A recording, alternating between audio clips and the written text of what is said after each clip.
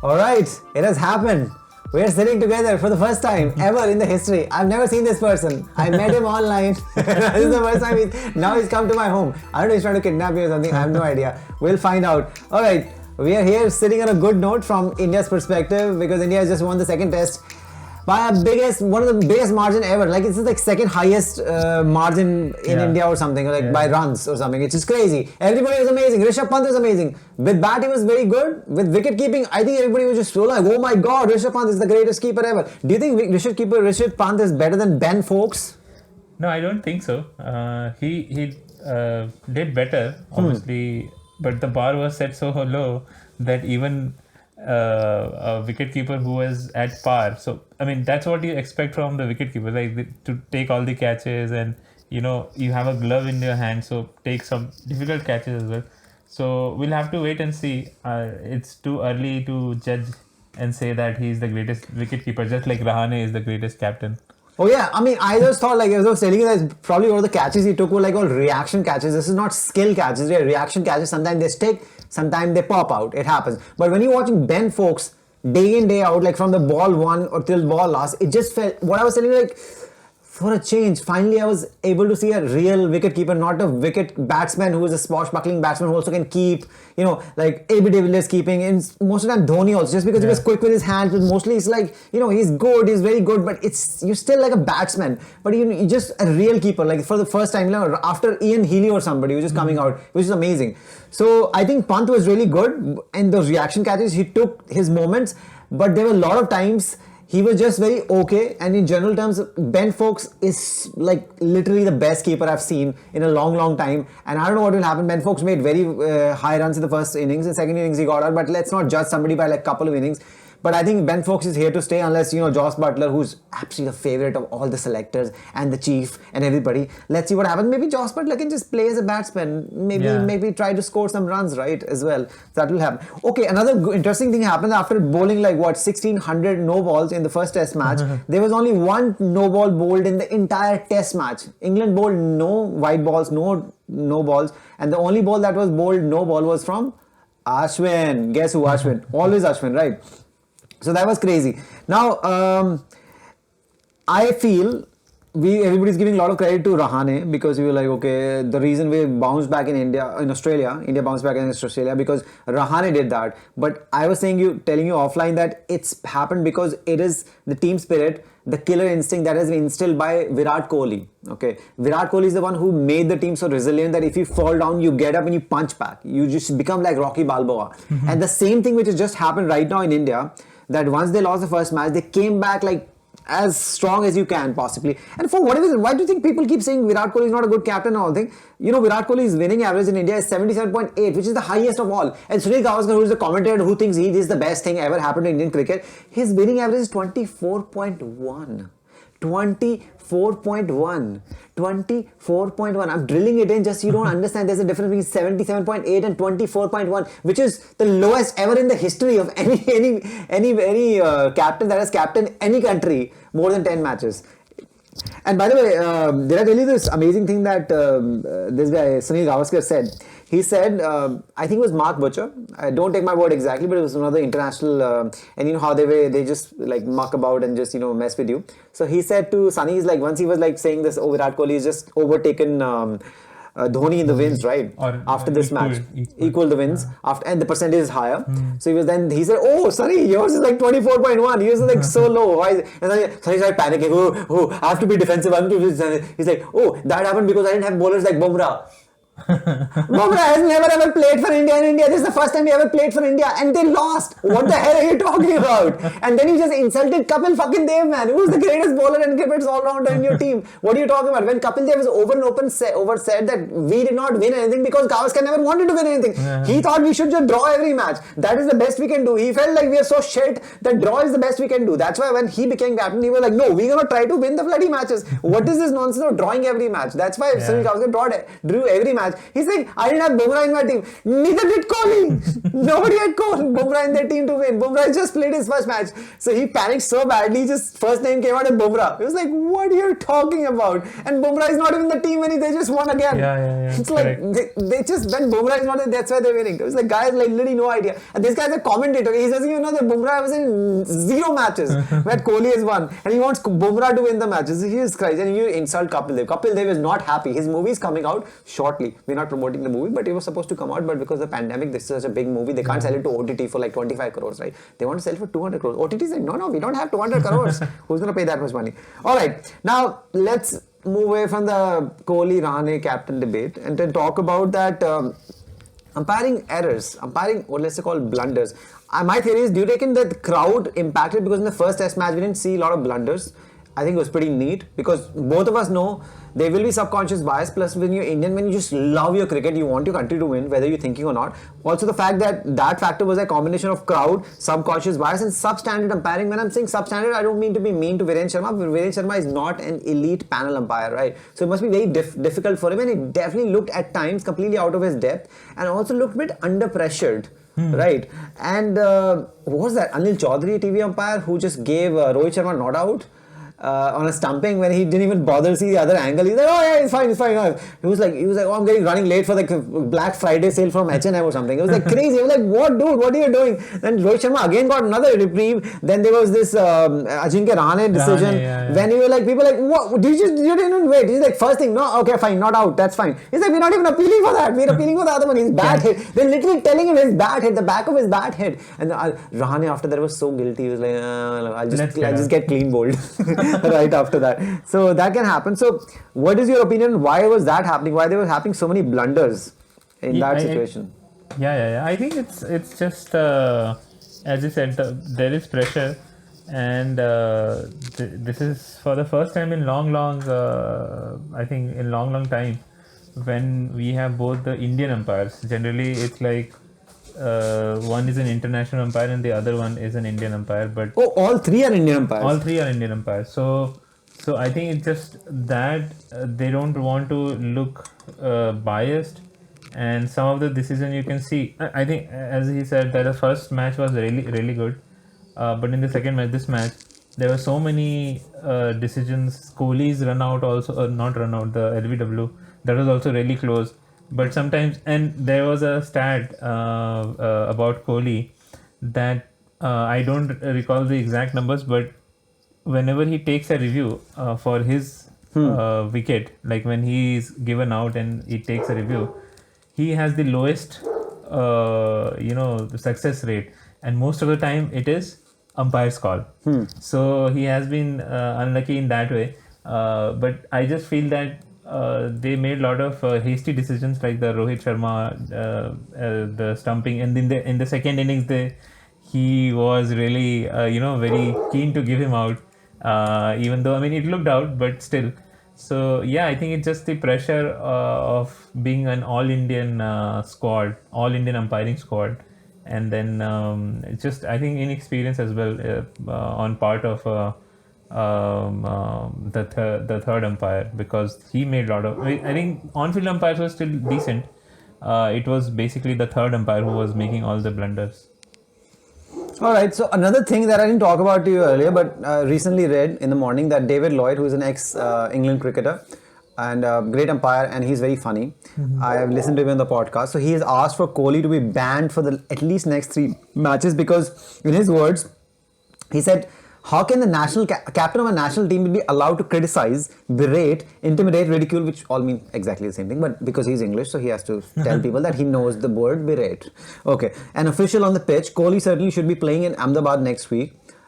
I'm pretty sure he didn't pronounce that correctly, Ahmedabad, but I can read properly. He should miss the next 3 test matches. Now, we knew all this thing. This clip has been doing the rounds, at which he is like talking to Menon, like he's his like buddy, backyard buddy. He's like, oh Menon, बीच में चल रहा है क्या कर रहा है तू? And then after that Menon actually in this match, right, that's you know more about that when Virat Kohli allegedly walked on the pitch when he was running, and then Menon said like this is not done, and then he's like no, I was not walking, and that's the incident, right, when he did he go out of line? Like I have not seen it, so like was he really that out of line? He used to be banned for 3 matches. What is going on? I don't think that was the incident. I mean, that was there, but I think the incident which he's talking about is the Joe Root one, when Joe Root was not given out. So I think he had a heated discussion with Menon. So remember when he was not given out LBW on field. I've not seen it, but I've heard about him. I need to see this thing. What happened? He was out. Yeah, by naked eye it looked out, and it was very marginal. But why didn't they take the review then? They took the review, but since it was not out, so it went to umpire's call. So that's okay, right? That happens. That's okay, yeah. But it looked very out. I mean, if you watch it, then you will understand. So I think that time he actually had a very heated discussion or something like. I mean, I don't know whether it was heated, but he had a very lengthy discussion with Menon. But you can't do that, right? Yeah. So that's definitely out of line. Yeah. And another was that pitch thing. It was like it's just adding up, right? Right. So I don't know. I think that's why one of the reasons he gave him out. Like, even though it was very marginal, the LBW again in the second innings when he scored 62. So he was given adjourned LBW, and then since when he took the review, it was again umpire's call. So yeah. Well, that can happen, but you can't just go and start talking to people like they're friends or something, and politically you can't just question because he's umpire. You can take the review. Yeah. That's the way. It's not for the first time. Maybe Menon thought it wasn't. Plus, also the fact that Indian umpires are trying to make sure that all the blunders that they made, which all favored India, they try to like make sure like now if they feel there's like little bit of a chance, they rather go with English players. Correct. Because otherwise people are like, oh, you're biased, which actually impacts their career directly. Correct. It's very confusing. That's why you should not never ever have like neutral. You have to have neutral umpires. You can't have this like host countries umpire. It's just complicated. It's just very complicated. Because all the decisions are scrutinized more. If it's a same country umpire from the same also country. There's a line, right? The way you're talking to the umpire, I mean I don't mind it completely. It's a problem. It's a problem just the way the quota system is not a problem in a sense, same way this is not a sense. But now you just cross the line because you just like you can say whatever fuck you feel like. I think also another problem is Michael Vaughan said that the trouble is that nothing ever happened. Like he was not even like penalized, he was not even fined match fee, nobody even thinks anything of it. I mean that's ridiculous, right? So something has to be done. This is the same thing which Virat Kohli cannot become the next Mahendra Singh Dhoni, right? You just walk on the pitch, you're like, what is this nonsense? You're not even there, man. What the hell? Where did you just come from? You're showering, like you still have your towel on. So, and you don't even like, this can fall off anytime. So anyway, the deal is, okay, next thing is, I want to pick you on this thing because you said Indians are like apparently very great spin players, but they're really not because that's what showed in the first test match. Now in the second test match, one of the reasons India won is because it was the same pitch which was like dust bowl and ball was spinning everywhere, but Indian players just played spin better and those people did not bowl as well. But Indian players really, I mean, think about Rohit Sharma, think about fucking R. Ashwin. If R. Ashwin can make a century, you cannot go around and say like this is a terrible pitch. It was not a good pitch, but you can't say this is a terrible pitch because all of us have seen terrible pitches in India. Those are crazy. No matter where you pitch the delivery, ball will go anywhere. Like you're an off spinner and you're bowling leg spinner bigger than Shane Warne because you have no idea where the fucking ball is going. He just bounces like, whoa, where is this going? I have no idea. Then you put 7-player fielders, it will get some edge or something. Right? But this is not a terrible pitch. This was not a good pitch. A test pitch needs to be better, which is fair enough. If anybody says otherwise, I don't know. Just it was not a neutral pitch. It can favor, so they need to make better pitches which can spin. But the dust on the very first minute, that was just weird. That should not happen. But saying that when after R. Ashwin, but once you get stuck in, and if you're like demons out of your head, if you're not thinking too much about the spin, you play your game, right? And you don't try to sweep everything. Sweep the right way. And you have to survive at least 40 overs. I think there is a very interesting stat. In the first match, Ashwin said that this ball is not so great after 60 overs. The SG ball, which they're breaking up. So after 60 overs, the seam is completely destroyed. And if you see, England got bowled out within 60 overs in both the innings.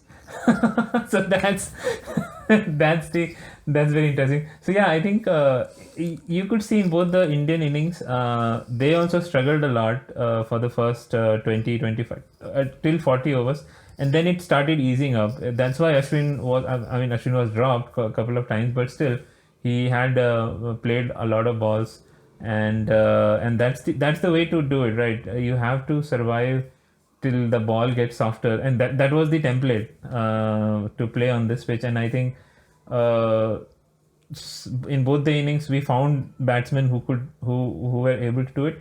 And plus the other thing is, the major difference I found was the English bowlers were giving a lot of loose deliveries, so the scoreboard was just ticking. And then I think because you see, all in both the innings other batsmen didn't score much. In the first inning, Rahane and Rohit Sharma scored a lot, and then in the second innings, Ashwin and Kohli scored. Apart from them, nobody really made a good score. So it was difficult, but the basic thing was to survive till 40 overs and then make merry.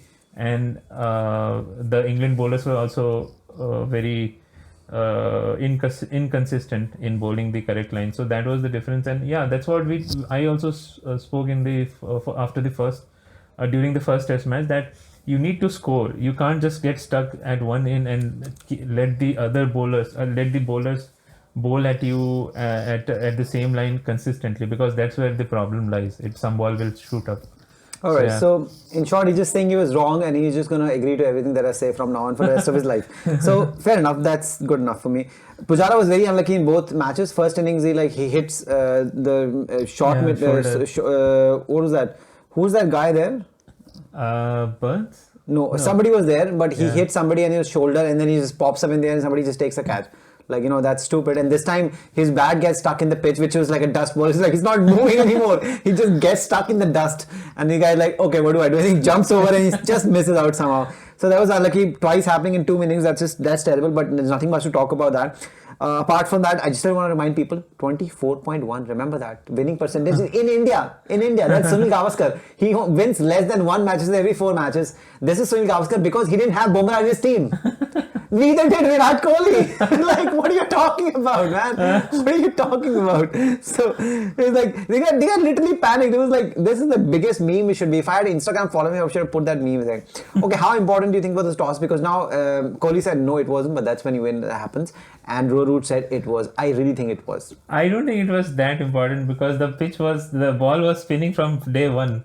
No, so, I'm just saying that, sorry to cut you off, but the toss is important. The whole reason England won the first test match is because toss is bloody important. After what you take advantage from is, that's a different point. But I'm saying toss is mighty important, because if England had won this thing, the toss, at least the demons wouldn't come out after these guys made so many runs, and then suddenly you're facing this thing and you were already thinking that every Michael Vaughan, every person, their 2 penny worth of ideas and thoughts they put out there, that this is the worst pitch ever, and suddenly you're like, it's the worst pitch ever. It wasn't the worst pitch ever. It was just a bad pitch. It wasn't the worst pitch ever. It was not a very good pitch. You could have played your goddamn game. If your mind wasn't muddled, you could have just played on. Rory Burns is one player who's known to just struggle, make 25 runs off 150 balls. He's known for that. He can do it. You can also do it. You just need somebody to slug it out. And then he said, after few overs, which is say 40 overs, there's no reverse swinging and everything is that. Also the bowlers are like, oh, I'm not able to get these people out, so your morale is down. Then you start hitting them. Maybe they'll bowl also lose deliveries, just like your Moeen Ali bowled, just the way your other bowler bowled, like Leach. Exactly. And Best was like crying somewhere in the background.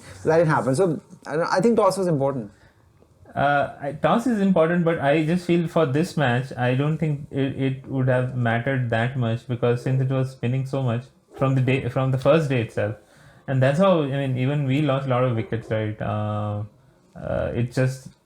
We lost the first 3 wickets in the first session itself, and then Rohit Sharma just played an incredible innings. Yeah, Rohit Sharma was the fundamental difference. Eventually, you have to give man of the match to Ashwin because he gets like what 9 wickets or something, and then 8 wickets, 9 wickets, 8 wickets. 8 wickets. He get 8 wickets or something, then he makes a century. It's his own crowd, you know. You don't want to brawl, so you just give it to him. But fundamentally, the fundamental difference was Rohit Sharma in the first innings. He completely changed the game. Now some people are shouting outside because it's election, so please don't mind them. I'll shout more. I'll drown them. I'll try to drown their voices. Now, but Vikram is speaking. He speaks very softly, so it'll not be a good idea. So I'll keep speaking. Now, talk about Kuldeep. Kuldeep was definitely the man of the match for me. Although he didn't get any man of the match because he bowled 6 overs in first innings and he bowled another 6 overs in the second innings. He also took 2 wickets. He also did not feel that well. And Kuldeep was playing for the first time after 2019, after Ravi Shastri said he's our best premium bowler. And then we never play him. Right now they played him because everybody literally flopped. Like literally flopped. Then they played him, Kuldeep, and Kohli said, okay, we're not going to bowl him. So just to give you a perspective on this thing, he bowled 6 overs in the first innings and Akshar and Ashwin bowled 41 and 42 respectively. That's what happened. And he guys bowled like 12 overs. It's just crazy, right? So 6 I think and even 6. the fast bowlers bowled more than him. I mean, at least Whatever they could, yeah. whenever they could. So because they were running out, they were just like these guys just getting wickets. Because see, it's very reasonable to see like fast bowler did bowl less because they're not the one taking wickets. Spinners are taking wickets. You just simply refuse to give him any ball. You're like, yeah, forget about it. When everybody's tired, we will give you a ball. Right? I think Joe Root definitely bowled more than him. Right. Joe Root definitely bowled more than him. Alright, so I don't want to take too much time, so we'll talk about the pink test, which is about to happen. It's going to happen in Ahmedabad. Do you think England can bounce back? This is the best chance, right? Because there can't be another dust bowl. Because pink ball, Anderson's going to come back. I don't know if Jofra Archer is going to come back. What is the deal? Either way, that will not be a problem because they have the spin bowlers. I'm pretty sure Best is going to come back. Moeen is left because he's like, okay, I've already played too many test matches. And today Moeen just got picked for like what? Gazillion crores? 7-8 crores. Gazillion crores. He just bought a yacht. And he was buzzing. He was buzzing, and Chris Morris broke the world record of IPL by getting sold for like 16.5 or 16.25 or something, crazy amount of money. And even Glenn Maxwell got even more money than last time after he completely flopped in the IPL playing for this Anil Kumble's, which team was that? Kings 11. Kings 11. He was definitely not king. He was just a pauper.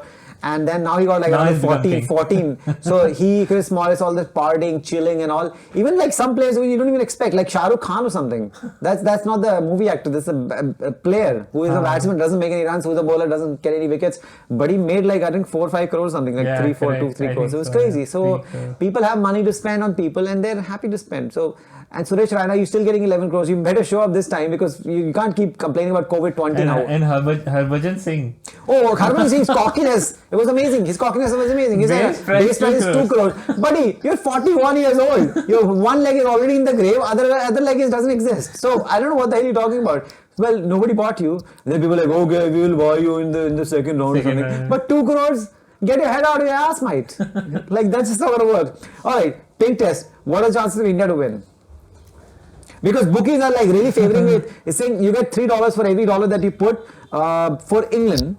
But for India, you get every dollar that you put. What is 4 for 4? My math is really, really good. 56. So you get 56 cents for every pound that you put. For England, you get $3. So it's 6 times almost. 5.5 times. So they're saying 1 for India and 5.5 for England. I think bookies are always That's pretty right. neat. Yeah. Bookies go with sentiment. Yeah, but I think this is England's best chance because obviously pink ball will be a different ball, plus it will always swing during the evening period, and they can't give a dust ball I think for a pink test match. They can, I mean, I'm just guessing. Just not making a lot of sense. Yeah. Because you told me like Mutera has like 68 million pitches or something. 11 they have 11 pitches, so they can probably put a black soil. I think that was the explanation given for the Chennai pitch. What is black soil? Black is like a name for all the cocaine and everything. It's a black color, so I mean black or brown, something like that. So that's why it breaks up early. So yeah, I think again I think toss will be important in this match, definitely, and then we'll have to it's test match, right? There will be a lot of factors. But I think this is England's best chance. I don't agree with bookies that this is, this much disparity. I think England has, I would say, almost 40% chance to win. Because if it swings, I'm not really sure that, our guys will be able to, make matches. There are a lot of possibilities. They win if England wins the toss, then the percentage even goes higher for me. But I would give them 40% chance to win. Yeah, because according to that, the quick math I'm doing is looking at, they're saying 18% England and 82% India. I think that's ridiculously high. Yeah. So you're saying 40 and 60. I think that's a bit high, but I'm going to go slightly lower than that. I'm going to say 37-63 just to mess with you. That's it.